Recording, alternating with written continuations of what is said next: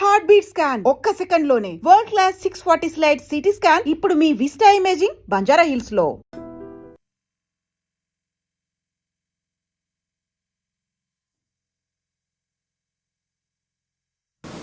రేవంత్ రెడ్డికి మించిన తీన్మార్ మల్లన్న ఏం చేస్తాడు? ఇప్పుడు రాష్ట్రానికి మాత్రమే పరిమితం అవుతాడా? దేశవ్యాప్తంగా కూడా ఈ పోరాటం జరగాల్సినటువంటి అవసరం ఉందా? ఇది ఒక్క రాష్ట్రం పంచాయతీ కాదు. ఈ క్యాస్ట్ సెన్సస్ అనేది ఒక రాష్ట్రం పంచాయతీ కాదు, ఇది మొత్తం దేశం పంచాయతీ. ఈ దేశంలో రాహుల్ గాంధీ గారి ఆలోచన ఏదైతే ఉందో అది ఇంప్లిమెంట్ అయితే ఈ దేశం ఇంకా శరవేగంగా అభివృద్ధి చెందుతుంది. కాకపోతే మీరు ఇప్పుడు కాంగ్రెస్ పార్టీలో లేరు, మిమ్మల్ని సస్పెండ్ చేశారు. లేకపోయినప్పటికీ రాహుల్ గాంధీతో కలిసి పని చేస్తారా మీరు? ఆయన ఆలోచన నచ్చింది నాకు. రాహుల్ గాంధీ గారి ఆలోచనతో నేను ఎప్పుడు విభేదించలే. It's a great personality. ఆయన ఆలోచన ఇంప్లిమెంట్ కావాలని కోరుకుంటా ఉన్నా. ఇప్పుడు కాంగ్రెస్ పార్టీలో ఆయన ఆలోచన చాలా గొప్పగా ఉంది, నేను అతన్ని అభిమానిస్తా. ఇప్పుడు లాలూ ప్రసాద్ యాదవ్ ఉన్నాడు, మహిళా బిల్లులో బీసీల వాటా లేదని చెప్పి వ్యతిరేకించిన ఆయన్ని అభిమానిస్తా నేను. వీళ్ళిద్దరు వేరే వేరే పార్టీ వాళ్ళు కావచ్చు, కానీ ఈ వర్గాల ప్రయోజనాన్ని కాంక్షించేటువంటి వ్యక్తులు ఏ పార్టీలో ఉన్నా మేము రెస్పెక్ట్ చేస్తాం. వాళ్ళతో కలిసి పనిచేస్తారు. ఎందుకు పనిచేస్తాం కదా. యాక్సెప్ట్ చేస్తారంటారా తీన్మార్ మల్లనని దేశవ్యాప్తంగా కాంగ్రెస్ పార్టీ అధిష్టానం? దేశవ్యాప్తం అని చెప్పట్లేదు, నేను దేశవ్యాప్తం అని చెప్పట్లేదు. నా పోరాటం ఈ తెలంగాణలో ఉన్నటువంటి బీసీలకు హక్కులు సాధించి పెట్టడం. ఇది జాతీయ స్థాయిలో అవసరం వచ్చినప్పుడు, ఇప్పుడు నేను ఢిల్లీకి పోతే ఆల్ ఇండియా ఓబీసీ ఎంపీస్ కానీ ఆల్ ఇండియా ఓబీసీ నాయకులు అందరం కూర్చొని మాట్లాడతాం అక్కడ. దేశవ్యాప్తంగా ఏం జరగాలి, మన పోరాటాలు ఎట్లుండాలనేది నా వర్గం నుంచి నేను పోయి మాట్లాడతాను అక్కడ. సో ఆ సందర్భంలో చాలామంది డిఎంకే వాళ్ళు కలుస్తారు, ఆర్జేడీ వాళ్ళు కలుస్తారు, ఎస్పీ వాళ్ళు కలుస్తారు, అని చాలామంది ఎంపీలు కలుస్తూ ఉంటారు. సో అక్కడ దేశవ్యాప్తంగా జరగాల్సినటువంటి అంశాల గురించి చర్చిస్తాం. కానీ అల్టిమేట్గా నేను ప్రారంభించినటువంటి ఈ పోరాటం ఏదైతే ఉందో ఇక్కడ ఈ వర్గాలకు మంచి చేయడం కోసం అక్కడ దేశవ్యాప్తంగా జరిగేటువంటి అంశాలను కూడా సరిచూసుకొని ముందుకు పోతాం. ఇక్కడ ఎవరెవరిని మీరు కలుపుకొని పోతారు? ఎవరితో కలిసిపోతారు మీరు? ఇక్కడ బీసీల శ్రేయస్సు కోరేటువంటి ప్రతి ఒక్కరితో కలిసిపోతాం. బీసీల్లో ఉన్నటువంటి ప్రతి నాయకుడితో, బీసీలో ఉన్నటువంటి ప్రతి సంఘంతో, ప్రతి ప్రొఫెసర్తో, ప్రతి ఉద్యమకారుడితో, అందరితో కలిసి ఈ ఉద్యమంలో ముందుకు తీసుకుపోతాం. ఎవరెవరి దగ్గర నుంచి రెస్పాన్స్ ఎలా వచ్చింది? కుల సంఘాల నుంచి విపరీతమైన రెస్పాన్స్. ఎక్కడికి పోయినా ఈసారి నవర్ నెవర్ అనేటువంటి విధంగా ఇవాళ బీసీ ప్రజల్లో వచ్చినటువంటి చైతన్యం అంతా ఇంత కాదు, చాలా విపరీతమైన చైతన్యం వచ్చింది. ఆ చైతన్యం మరో మలిదశ బీసీ ఉద్యమంగా మారబోతుంది. బీసీలు రాజ్యాధికారాన్ని అందుకోబోతున్నారు. మిమ్మల్ని సస్పెండ్ చేసిన అదే రోజు విహెచ్ ఇంట్లో ఆ కులానికి సంబంధించినటువంటి లీడర్లందరూ సమావేశం అవుతే ఆ వివరాలు అధిష్టానానికి తెలిసిన తర్వాత ఆయన్ని అడిగిన పరిస్థితి ఉంది. ఎంతమంది ఇలా పార్టీలకు అతీతంగా మీతో కలిసి వస్తారని మీరు అనుకుంటున్నారు?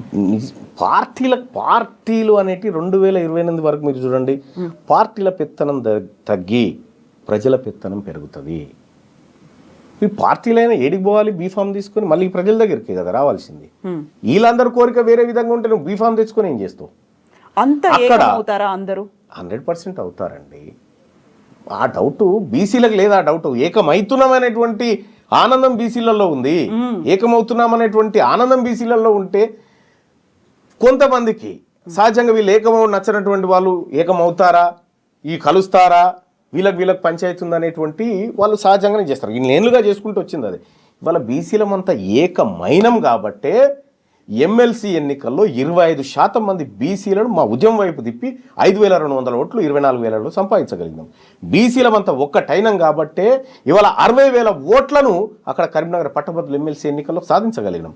ఇలా బీసీల నుంచి ఆకాంక్ష వచ్చింది కాబట్టే 5 ఎమ్మెల్సీ స్థానాల్లో 3 అనివార్యంగా బీసీలకు ఇవ్వాల్సినటువంటి పరిస్థితి క్రియేట్ చేయగలిగినాం. మీరు చెప్పినటువంటి ఆ 3 ఏళ్ల కాలం సరిపోతుందంటారా? సరిపోతుందండి, సరిపోతుంది. ఒకప్పుడు మనకు ఢిల్లీ ఎర్రకోట మీద జెండా ఎగిరేస్తే 3 రోజులకు మనకు ఇక్కడికి అది మెయిల్ ద్వారా వచ్చి ఆ ఫోటో పత్రికల్లో ముద్రించి 3 రోజులు పట్టేది. ఇవాళ వాట్సాప్, ఇవాళ సోషల్ మీడియా, ఇవాళ అవేర్నెస్ చేసుకోవడానికి అరక్షణంలో ఈ తెలంగాణ రాష్ట్రంతో కనెక్ట్ కావచ్చు. అటువంటి టెక్నాలజీ ఉన్నటువంటి ఈ రోజుల్లో ఖచ్చితంగా 3 ఏళ్ళు కూడా ఎక్కువే. ఇప్పుడు ఇంతమంది సీనియర్ లీడర్లు ఉన్నారు, బీసీలకు సంబంధించి కుల సంఘాల నేతలు ఉన్నారు, ఇంతమంది. తీన్మార్ మల్లన్న ఒక యువకుడు, వాళ్ళందరికంటే చిన్నవాడు, రాజకీయాల్లోకి కొత్తగా వచ్చిన వాడు అనుకోవచ్చు.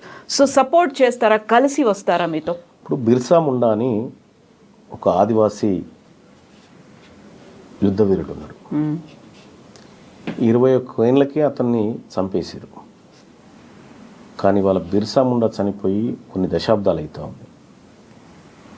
ఆ యోధుడి పోరాటాన్ని స్మరించుకుంటూ ఆ జాతులన్నీ నివాళులర్పించి ఇవాళ భారతదేశమే, భారత ప్రభుత్వమే ఆయన గుర్తింపునిచ్చి కార్యక్రమం చేస్తూ ఉంది. ఏజ్ ఏంది నాకు అర్థం కాదు.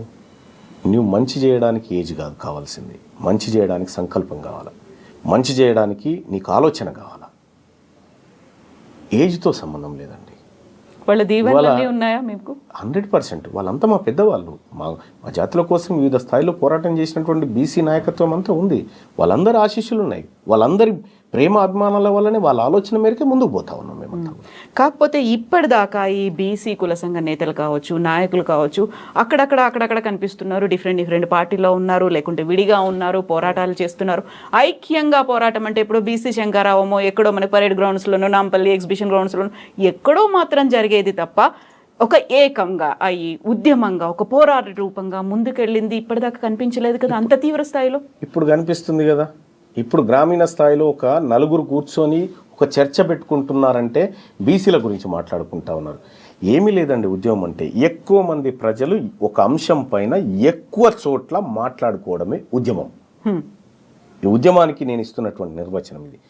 ఒకే అంశం పైన ఎక్కువ మంది ప్రజలు ఎక్కువ చోట్ల మాట్లాడుకోవడమే ఉద్యమము. అది జరుగుతుంది ఇవాళ. అది జరుగుతుంది. అది గుర్తించినాయి కాబట్టే ఇలా బీఆర్ఎస్ పార్టీ బీసీ ఆయనకి ఎమ్మెల్సీ ఇవ్వాల్సి వచ్చింది, కాంగ్రెస్ పార్టీ బీసీ ఆయనకి బీసీ మహిళకి ఇవ్వాల్సి వచ్చింది, అటు సిపిఐ పార్టీ బీసీ ఆమెకి బీసీ క్యాండిడేట్కి ఇవ్వాల్సి వచ్చింది, ఇటు బీజేపీ పార్టీ మల్క కుమరే బీసీకి బీఫామ్ ఇవ్వాల్సి వచ్చింది. ఇదంతా జరుగుతుంది కాబట్టే ఇస్తా ఉన్నారు. ఇది జరగకపోతే వాళ్ళు ఎందుకు ఇస్తా ఉండే?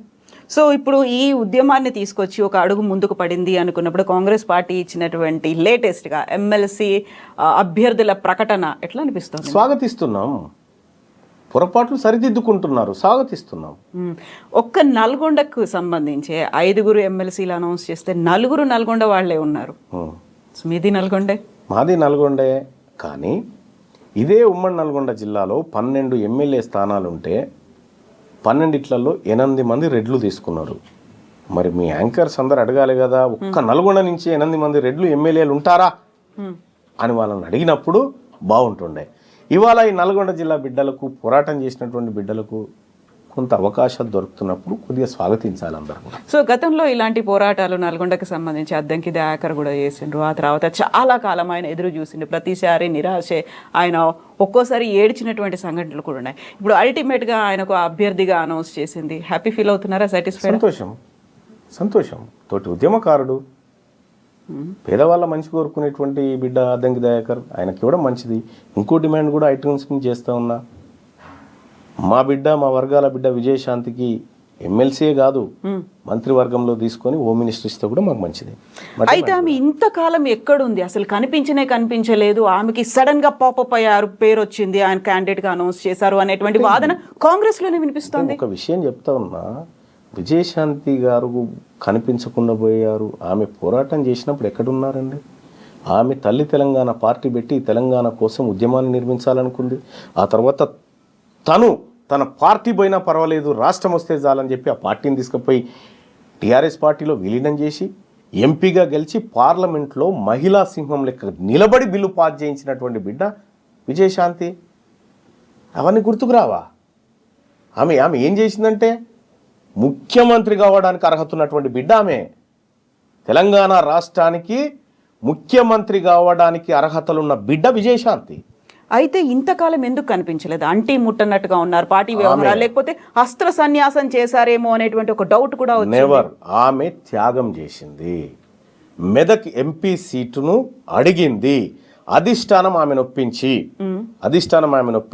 ఆమెను క్యాంపెయినింగ్కు దింపి ఆమె సేవలను అధిష్టానం తీసుకుంది. ఆ సమయంలో మీకు ఎమ్మెల్సీ ఇస్తాం అని చెప్పి ఆమె చెప్పడంతో ఆమె క్యాంపెయినింగ్ చేసి ఆమె ప్రయత్నం ఆమె చేసి ఇవాళ ఎమ్మెల్సీ తీసుకుంటుంది. ఎమ్మెల్సీ మాత్రమే కాదు, మేము మా జాతుల బిడ్డ కాబట్టి చెప్తా ఉన్నాం, ముఖ్యమంత్రి పదవికి అర్హురాలు. మినిమం మంత్రి పదవి అన్న ఇప్పుడు ఆమెకి ఇవ్వాలి. సో ఎందుకని చేయలేకపోయారని మీరు అనుకుంటున్నారు? ఏమని? ముఖ్యమంత్రి పదవికి అర్హురాలు, కనీసం మంత్రి అయినా చేయండి అంటే ఎందుకు జరగలేదు? ఎవరు చేస్తారని అనుకుంటాం. ఇప్పుడే ఆమె ఇంకా ఎమ్మెల్సీ కూడా 1.5 year గ్యాప్ వచ్చింది. తన ఎంపీ అడిగినప్పుడు ఎంపీ ఇవ్వలేదు, ఆ తర్వాత కొంచెం దూరం అయ్యారు. దూరం ఏం కాలేదు. ఆమె ఇప్పుడు రాహుల్ గాంధీ కుటుంబానికి లాయల్ గానే ఉంది. ఒరిజినల్ గా రాహుల్ గాంధీ కుటుంబాన్ని, సోనియా గాంధీ గారిని బాగా గౌరవిస్తుంది. ఆమె గౌరవించేటువంటి బిడ్డ. వాళ్ళ ఆదేశాల మేరకు ఆమె స్తబ్దుగా ఉండొచ్చు. ఇప్పుడు అందరూ కలిసి రావాలి అనుకున్నప్పుడు పార్టీలు ఏం చేస్తున్నాయి? బీఆర్ఎస్ పార్టీ చిత్తశుద్ధి ఏంటి బీసీకి సంబంధించి అనుకున్నప్పుడు అక్కడ అందరూ కలిసి కూర్చొని మాట్లాడుకోవడం, కుల సంఘాల పెద్దల్ని పిలవడం అనేది వెరీ ఫస్ట్ పర్సన్ కవిత పిలిచారు. తనకు కావాల్సినటువంటి డీటెయిల్స్ అన్ని కులగణనకి సంబంధించి ఇచ్చారు. మీరు అడుగుతున్నారు ఎవరేం చేశారు అనేది. ఇప్పటిదాకా కులగణనకు సంబంధించి రౌండ్ టేబుల్ అయ్యా, మెమరాండం ఇచ్చారు. ఆ తర్వాత ఏం జరగాలి అనే దాని మీద కంటిన్యూస్గా ఫాలోఅప్లు అవుతున్నాయి, ప్రెస్ మీట్లు పెడుతున్నారు. అండ్ బీఆర్ఎస్లో కూడా అలాంటి ఒక కదలిక అనేది ముందుకు వచ్చినట్టుంది. వాళ్ళు చిత్తశుద్ధి ఉంది వాళ్ళకి, వాళ్ళని కూడా మేము కలుపుకుపోతామంటారా మీరు? నేను ఒక మాట చెప్తున్నానండి. టీఆర్ఎస్ తెలంగాణ రాష్ట్ర సమితి అని ఉండే, దాన్ని మనం జాతీయ పార్టీగా బీఆర్ఎస్ అని చేసుకున్నాం, భారత రాష్ట్ర సమితి. ఒడిశాలో వింగ్ ఏర్పాటు చేసినాం, ఏపీలో వింగ్ ఏర్పాటు చేసినాం, అటు మహారాష్ట్ర పోయినాం. అక్కడ జాతీయ పార్టీ అధ్యక్షుడు కేసీఆర్ గారు కదా, తెలంగాణ రాష్ట్ర శాఖకు బీసీ అధ్యక్షుని చేయమని. ఇప్పుడు బీసీ వాదం డెవలప్ అయింది. బీసీలంతా ఉద్యమంలోకి దిగుతూ ఉన్నారు, బీసీలు వాటా కావాలంటా ఉన్నారు కాబట్టి బీసీ అంటున్నామేమో. కానీ నిజంగా చిత్తశుద్ధి ఉంటే మీ జాతీయ పార్టీకి రాష్ట్ర అధ్యక్షుడిని బీసీని పెట్టండి. సో తీర్మాన్ మల్లన్న బోల్డని డిమాండ్స్ చేస్తున్నారు. డిమాండ్ అది. ఇప్పుడు పర్టికులర్గా మనం తీర్మాన్ మల్లన్నకి సంబంధించి మాట్లాడుకుంటే పర్సనల్గా ఏ పార్టీలో చేరుతున్నారు? నిజంగా పార్టీ పెడతారా? తీర్మాన్ మల్లన్న వెనకాల ఎవరున్నారు? ఎవరిని కలుపుకొని మీరు ముందుకెళ్తున్నారు? ఎంతమంది మేధావులు మీతో ఉన్నారు? ఇప్పుడు నా సస్పెన్షన్ తర్వాత మీడియా విపరీతంగా జనసేన పార్టీ అధ్యక్షుడు అవుతున్నాడు మల్లన్న అని, తెలుగుదేశం పార్టీ అధ్యక్షుడు అవుతున్నాడు మల్లన్న అని, సొంత పార్టీ పెడుతున్నాడు మల్లన్న అని, బీజేపీలో చేరుతున్నాడు మల్లన్న అని, మీ వెనకాల బీఆర్ఎస్ పార్టీ కూడా ఉంది, వాళ్ళు కూడా ఫోన్లు చేస్తున్నారు అనేది విషయం ఏంటంటే ఈ అన్ని వాళ్ళు అనుకున్నటువంటి అంశాలు. నేను మొన్న సోమాజిగూడ ప్రెస్ క్లబ్లో మీటింగ్ పెట్టిన పిదప చెప్పిన క్లియర్గా, నేను బీసీ ఉద్యమాన్ని నిర్మించేది ఉంది, బీసీల్లో మరింత చైతన్యవంతం చేసి వాళ్ళని కథన రంగంలోకి తీసుకొచ్చేటువంటి పని ఉంది. నేను ఏ పార్టీలో చేరడానికి ఈ కార్యక్రమాలు చేయట్లేదు, ఏ పార్టీలో చేరనిప్పట్లు అని చెప్పిన. పార్టీ పెడుతున్నారా? పార్టీ ఇప్పుడు కాంగ్రెస్ పార్టీ బీసీ ముఖ్యమంత్రిని చేస్తాను ముందుకొచ్చి, బీఆర్ఎస్ పార్టీ బీసీ ముఖ్యమంత్రి అని ముందుకొచ్చి, బీజేపీ పార్టీ బీసీ ముఖ్యమంత్రి అని ముందుకొచ్చి ఇక మేమే చేస్తున్నాం కదా అనేటువంటి మాట చెప్తే ఆలోచిస్తాం. లేదు మేము ఈ పార్టీలు ఉన్నది మమ్మల్ని సీఎం చేసుకోవడానికి, బీసీలారా మీ పార్టీ మీరు పెట్టుకోరని చెప్పి వీళ్ళు ఒక అనివార్యత క్రియేట్ చేస్తే అప్పుడు ఆలోచిస్తాం. సో ఇంత పెద్ద ఎత్తున ఉద్యమం 3 ఏళ్ల పాటు జరగాల్సినటువంటి పోరాటం అంతా చేయడానికి ఆర్థిక బలం, అంగబలం అనేది ఉండాలి. తీన్మార్ మల్లన్నకు ఉందా అదంతా? మీరు చేసే పని నిజాయితీ నీతితో కూడుకున్నదైతే అన్నీ వస్తాయి. ఈ ప్రజల నుంచి మద్దతుతో పాటు అన్నీ వస్తాయి. మీ పోరాటంలో నిజం, ధర్మం ఉంటే సహకరించే ప్రజలు లక్షలాది మంది ఉంటారు. నిజంగా ప్రస్తుతం ఉన్నటువంటి సమాజం దేనికి ప్రయారిటీ ఇస్తుంది? ఆర్థిక సంబంధాల చుట్టూ మాత్రమే తిరుగుతోంది. మళ్ళీ ఎన్నికలంగానే చాలా విరక్తి కలుగుతాను. మంచి అనిపిస్తుంది కదా, లేడీస్ కూడా ఛాలెంజింగ్ జాబ్స్ చేసినప్పుడు చాలా బాగుంటది. ట్రాఫిక్ అసిస్టెంట్స్ గా నియమించిన ట్రాన్స్జెండర్స్ అందరితో సాల్యూట్ చేయించుకుంటున్నారు. ఫుడ్ డెలివరీ ఇవ్వటానికి వెళ్ళినటువంటి డెలివరీ బాయ్ అనిల్ పై కళ్ళ ముందు